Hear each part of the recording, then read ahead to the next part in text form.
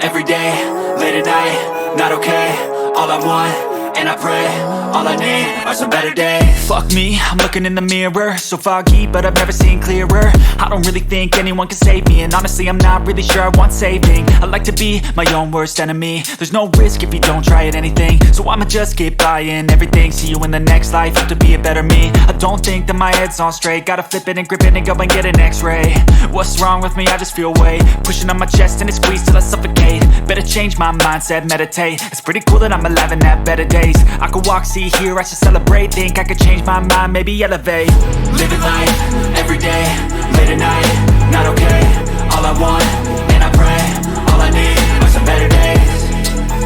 Yeah, all I need are some better days. Cause all I want, and I pray, I believe in the better days. I'm kinda stuck between a rock and a hard place. Do I work hard or live at my pace? You're only young once, yeah that's all great, but I also want a future where I'm okay. Living life is doing lots of cocaine. Wait no, it's living with no shame. Wait no, it's sleeping in on Sundays. I guess it's different for each of us and that's okay.